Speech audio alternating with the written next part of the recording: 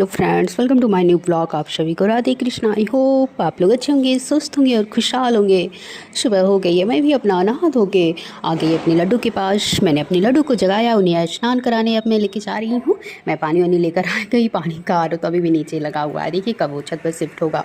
और वैसे भी अब तो सारे फेस्टिवल भी बीत चुके हैं, बस अब सबसे बड़ा फेस्टिवल है छठ पूजा। मतलब हमारे इधर भी अब बहुत ज़्यादा मनाया जाता है, पर हमारे घर नहीं मनाया जाता है, पर इधर बहुत ज़्यादा मनाया जाता है हमारे यहाँ भी। पहले तो ये बिहार साइड का ही फेस्टिवल था, लेकिन अब तो इधर भी बहुत लोग मनाने लगे हैं। और दिन प्रतिदिन ये जो छठ पूजा है वो दिन प्रतिदिन और बड़ा होता चला जा रहा है। बिहार में तो सबसे ज़्यादा छठ पूजा ही होता है, मतलब दिवाली से ज़्यादा इंपॉर्टेंट छठ पूजा ही रहती है। और हमारे साइड में तो दिवाली ही ज़्यादा रहती है, लेकिन अब छठ पूजा को मानने वाले भी लोग इतने ज़्यादा हो जा रहे हैं कि मुझे लग रहा है अब दिवाली से बड़ा त्यौहार कुछ दिनों में छठ पूजा ही हो जाएगी, क्योंकि बहुत ज़्यादा मानने वाले लोग हो गए हैं। और मुझे भी छठ पूजा बहुत अच्छा लगता है, हम लोग भी जाते हैं देखने। मतलब मैं तो हमेशा नहीं जा पाती हूँ, लेकिन कभी कभार अगर मुझे टाइम मिलता है तो जब मतलब छठ पूजा जब होता है तो मैं भी चली जाती हूँ, क्योंकि हमारे घर से बहुत ज़्यादा दूर नहीं है, लगभग 10 मिनट का रास्ता है, जहाँ पे मतलब बहुत ज़्यादा भीड़ होती है।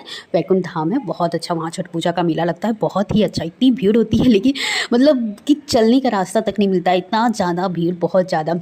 ये बहुत दूर दूर से लोग आते हैं। और यहाँ मतलब कोई भी अगर बाहर रहता है तो मान लीजिए अगर वो दिवाली में नहीं आ पाए तो छठ पूजा में तो ज़रूर आता है। इतनी बड़ी छठ पूजा मनाई जाती है, और बिहार की तो बात ही छोड़िए, वहाँ की तो छठ पूजा तो फेमस ही है। और हमारी साइड भी अब बहुत ज़्यादा छठ पूजा मनाया जा रहा है। मतलब छठी माता की कृपा ही मानिए कि मतलब उनका विश्वास सब पे दिन प्रतिदिन बढ़ता ही जा रहा है। आखिर वो मनोकामना पूरी ही करती होंगी, तभी लोग अपना विश्वास उन पर बनाए रखे हैं। वैसे जय हो छठी मैया की बहुत अच्छी तरह मनाया जाता है। और छठ पूजा तो मानिए तो मेरे ख्याल से बहुत ज़्यादा कठोर वाली मतलब ये व्रत रखे रह जाते हैं शायद, इसमें मुझे एकदम कंफर्म नहीं पता, लेकिन 2-3 दिन पहले से ही शायद व्रत स्टार्ट हो जाता है और शायद निराश जल रहा जाता है। मैं सोचती हूँ बाप रे कैसे रहती हैं। और ये भी एक बात लड़कों की वजह से ही रहा जाता है, मतलब हम लड़कियों की वजह से बहुत कम व्रत ही रहा जाता है। वैसे हम लड़कियाँ हैं ही इतनी मजबूत कि हमें व्रत की ज़रूरत है ही नहीं। क्यों, मैं सही बोल रही हूँ ना?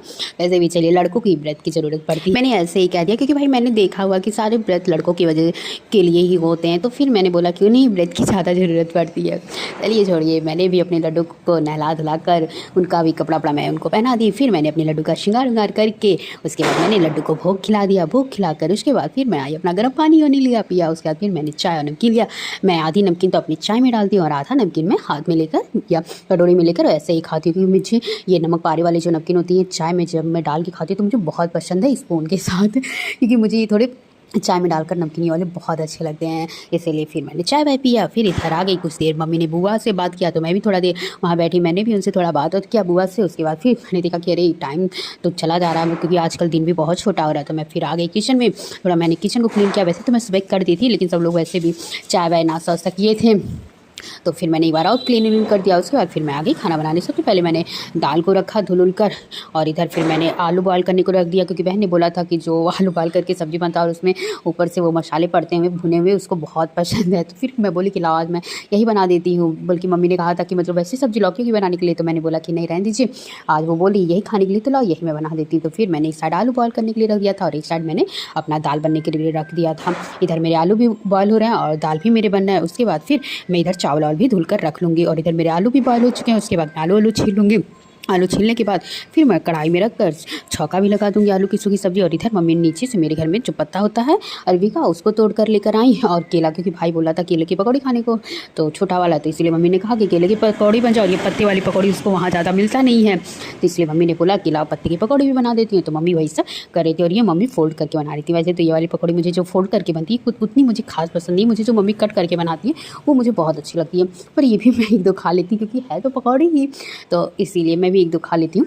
वैसे इस बार ज़्यादा पत्ता ही नहीं निकला है, बहुत कम निकला है, क्योंकि अभी तक ठंडा आ रहा है तो ये वाले पत्ते बहुत कम ही निकलेंगे।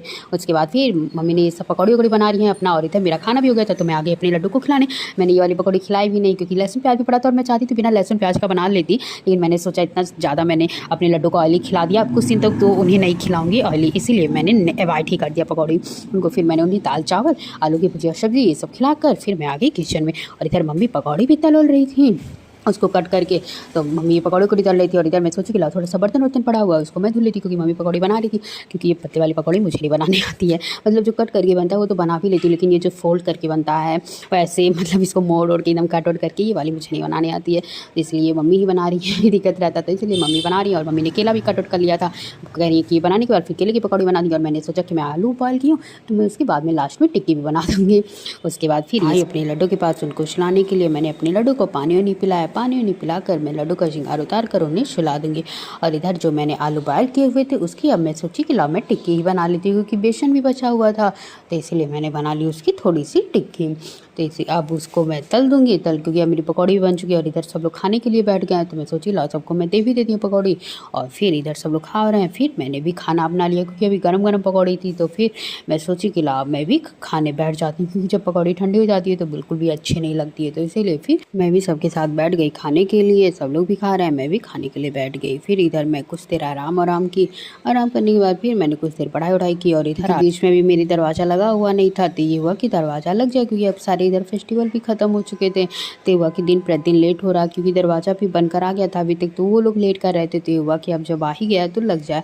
और वैसे तो बाहर से सब में लग गया था, बस अंदर ही नहीं लगा था, तो वो सारे दरवाजे लगाने के लिए भी वो लोग आ गए अपना लगा रहे थे। और उसमें भी से ये 2 लोग थे, इनको देख के मतलब इनकी बातें सुनकर हमको खूब मज़े आ रहे थे, क्योंकि ये लोग मतलब इतना अच्छा बोल रहे थे। 2 लोग थे, मतलब थोड़े ये लोग बुजुर्ग ही थे, लेकिन बहुत अच्छा बोल रहे थे।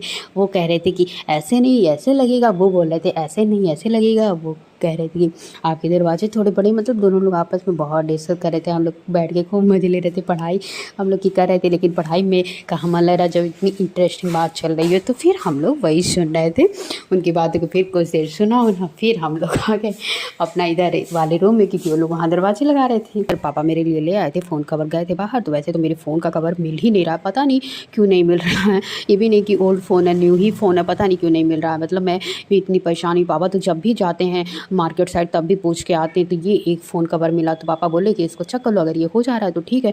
फिर मैंने चेक किया तो मैंने देखा कि अरे ये तो लग ही नहीं रहा, मतलब मेरा फ़ोन इससे छोटा पड़ जा रहा है और ये बड़ा हो जा रहा है। ये 5G और मेरा 4G फ़ोन है अब मेरा, तो फिर दिमाग ख़राब हो गया। मैं सोची लग रहा है मेरा फ़ोन बिना कवर का ही रहेगा।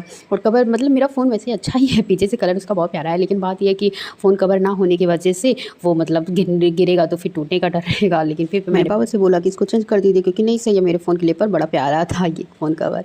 उसके बाद फिर मैं भी आ गई किचन का काम करने। आप सभी को अगर ये मेरा ब्लॉग अच्छा लगा हो तो प्लीज़ लाइक, सब्सक्राइब, शेयर और कमेंट जरूर करिएगा। Radhe Krishna, bye bye.